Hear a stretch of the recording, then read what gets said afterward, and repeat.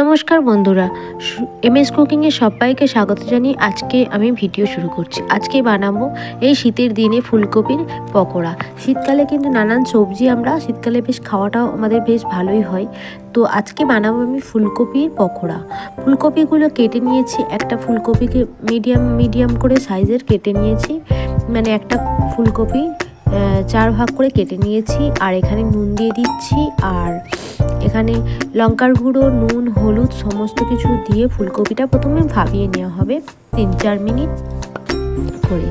তো ভাবিয়ে নেওয়া হয়ে গেছে, 3-4 মিনিটের বেশি কিন্তু ভাপাতে যাবেন না, তাহলে ফুলকপিটা অনেক নরম হয়ে যাবে। তো তুলে নেওয়া হচ্ছে। নুন, হলুদ আর লঙ্কার গুঁড়ো দেওয়ার কারণে ফুলকপিটার কালারটা একটু চেঞ্জ হয়ে যাচ্ছে, কারণ কালারটার জন্য মানুষের খাওয়ার আকর্ষণটা বেড়েই যায়।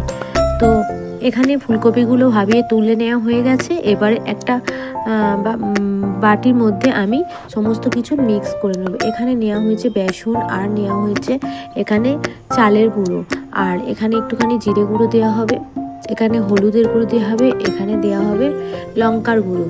এটা কিন্তু লাল লঙ্কার গুঁড়ো, একটু কালার হওয়ার জন্য। হলুদের গুঁড়ো, সমস্ত কিছু একসঙ্গে দেওয়া হবে, আর অবশ্যই স্বাদ মতো নুন দিতে হবে।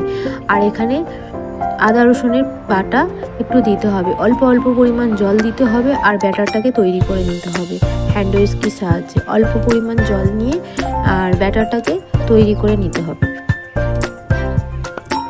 তো একসঙ্গে বেশি জল দেওয়া যাবে না, কারণ বেশি জল দিলে ব্যাটারটা একদম ঘনত্বটা পাতলা হয়ে যাবে।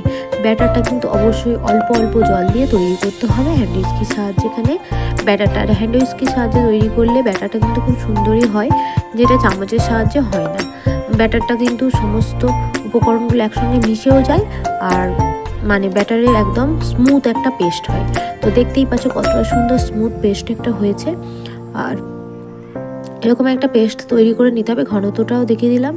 এখানে একটা কড়াই নিতে হবে, কড়াইয়ের মধ্যে এখানে সাদা তেল দিতে হবে। তো সাদা তেলটা পরিমাণ মতোই নিতে হবে। এখানে নেওয়ার পরে এখানে ব্যাটারটার মধ্যে ডুবিয়ে ফুলকপিগুলোকে আর ছেড়ে দিতে হবে। তবে তেল গরম হওয়ার পরেই অবশ্যই এরকমভাবে ছাড়তে যাবেন। তো এরকম ফুলকপিগুলোকে ছাড়া হয়ে গেছে। ফুলকপিগুলোকে একটা ফুলকপিগুলোকে নিয়ে আর এরকম ব্যাটারের মধ্যেই ছেড়ে দেওয়া হচ্ছে। আর এটা কিন্তু বেশি মানে প্রয়োজন নেই ফ্রাই করার, তাই জন্য এটা গ্যাসটা মিডিয়ামের